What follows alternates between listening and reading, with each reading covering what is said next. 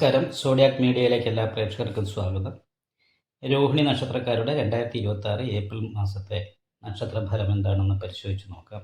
രോഹിണി നക്ഷത്രം എന്ന് പറയുമ്പോൾ ഇടവക്കൂറാണ്. ഇടവക്കൂറുകാർക്ക് വളരെ നല്ല അനുകൂലമായിരിക്കുന്ന ഗുണഫലങ്ങൾ അനുഭവിക്കാനുള്ള യോഗമുള്ള മാസമാണ്.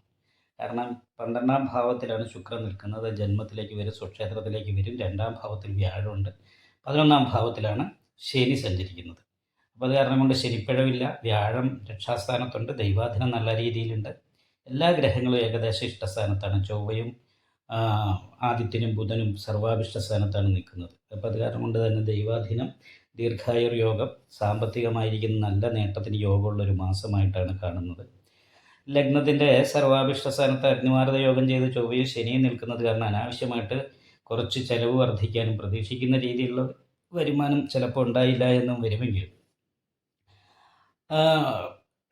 വളരെ അനുകൂലമായിട്ടുള്ള മറ്റ് ഗ്രഹങ്ങളുടെ ഇഷ്ടഭാവസ്ഥിതി ഉള്ളത് കാരണമുണ്ട് വലിയ ദോഷങ്ങളില്ലാതെ ഈ മാസം മുന്നോട്ട് പോകാനായിട്ട് രോഹിണി നക്ഷത്രക്കാർക്ക് സാധിക്കുന്നതാണ്. സാമ്പത്തികമായ നേട്ടം, ദാമ്പത്യ സുഖം അനുഭവിക്കാനായിട്ട് സാധിക്കും. എന്നാലും ഭാര്യയ്ക്ക് എന്തെങ്കിലും രോഗാവസ്ഥ പോലെയുള്ള പ്രശ്നങ്ങൾ ഉണ്ടാകാനുള്ള സാധ്യത തള്ളിക്കളയാൻ പറ്റില്ല. അതുപോലെ കാലിൻ്റെ മുട്ടിനും താഴോട്ടുള്ള ഭാഗത്തൊക്കെയുള്ള വേദന പോലെയുള്ള പ്രശ്നങ്ങൾ. എന്നാൽ 4ാം ഭാവത്തിൽ കേതു ആയതുകൊണ്ട് വീട് വിട്ട് നിൽക്കാൻ ഇടവരിക, വീട്ടിൽ നിൽക്കുമ്പോൾ സന്തോഷിക്കുമ്പോൾ കുറച്ച് ടെൻഷൻ പോലെയുള്ള പ്രശ്നങ്ങൾ ഉണ്ടാകുക, ഇങ്ങനെയുള്ള കാര്യങ്ങൾക്ക് യോഗമുണ്ട്. അതുകൂടാതെ കണ്ട് ചില പ്രേമബന്ധങ്ങളൊക്കെ ഉണ്ടെങ്കിൽ അതിനൊക്കെ ചിലപ്പോൾ എതിർപ്പുകളൊക്കെ വരാനും അതിൻ്റെ രീതിയിലൊക്കെ കുറച്ച് അപ്രിയമായിട്ടുള്ള സംസാരം ഉണ്ടാകാനൊക്കെയുള്ള സാധ്യത കാണുന്നുണ്ട്. അപ്പോൾ അക്കാര്യത്തിലൊന്ന് ശ്രദ്ധിക്കുക. എന്തായാലും ദാമ്പത്യ സംബന്ധമായിട്ട് അനുകൂലമാണ്. ജോലി ഇല്ലാത്തവർക്ക് ജോലി കിട്ടാൻ യോഗമുണ്ട്. കർമ്മസ്ഥാനത്ത് രാഹു നിൽക്കുന്നത് കൊണ്ട് തൊഴിലിൽ ഇടയ്ക്ക് ചില തടസ്സങ്ങൾ വരാമെങ്കിലും കർമാധിപതി ഇഷ്ടസ്ഥാനത്താണ് നിൽക്കുന്നത്.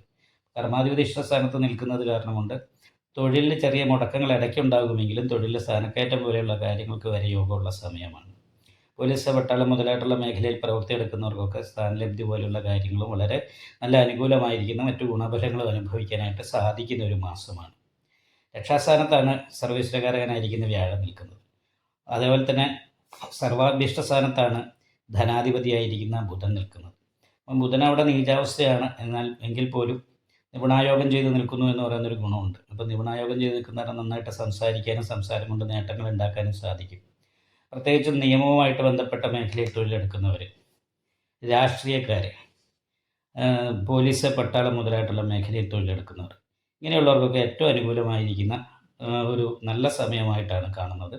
വളരെ നല്ല നേട്ടങ്ങളും അഭിവൃദ്ധിയും ഈ സമയത്ത് ഇവർക്ക് ഉണ്ടാക്കാനായിട്ട് സാധിക്കും. അതുപോലെ തന്നെ കെമിക്കലുമായിട്ട് ബന്ധപ്പെട്ട് തൊഴിലെടുക്കുന്നവർ, കറണ്ടുമായിട്ട് ബന്ധപ്പെട്ട്, അതായത് എഞ്ചിനീയർമാർ, ഇവരെ സംബന്ധിച്ചൊക്കെ അനുകൂലമായിരിക്കുന്ന ഗുണഫലങ്ങൾക്ക് യോഗമാണുള്ളത്.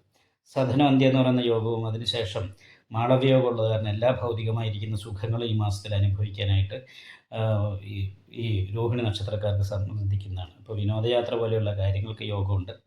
അതുപോലെ തന്നെ പുണ്യക്ഷേത്രങ്ങൾ സന്ദർശിക്കാനുള്ള യോഗം ഉള്ള സമയമാണ്. ഏത് രീതിയിൽ നോക്കിയിട്ടുണ്ടെങ്കിലും ഈ മാസത്തിൽ വളരെ അനുകൂലമായിരിക്കുന്ന ഗുണഫലങ്ങൾക്ക് യോഗമുണ്ട്. എന്നാലും നാഗപൂജ ചെയ്യുന്നത് കർമ്മതടസ്സം മാറാനായിട്ട് ഉത്തമമായിരിക്കുന്നതായിട്ട് കാണുന്നു. നിങ്ങൾക്ക് ഈ വീഡിയോ ഇഷ്ടപ്പെട്ടാൽ ലൈക്ക് ചെയ്യുക, നിങ്ങളുടെ അഭിപ്രായങ്ങൾ കമൻറ്റ് ചെയ്യാം. ജ്യോതിഷവുമായി ബന്ധപ്പെട്ട കൂടുതൽ കാര്യങ്ങൾ അറിയാൻ ഈ ചാനൽ സബ്സ്ക്രൈബ് ചെയ്യുക. ഞങ്ങളുടെ ഓൺലൈൻ കൺസൾട്ടൻസി നമ്പർ താഴെ ഡിസ്ക്രിപ്ഷൻ ബോക്സിൽ കൊടുത്തിട്ടുണ്ട്. ആവശ്യമുള്ളവർക്ക് കോൺടാക്റ്റ് ചെയ്യാവുന്നതാണ്.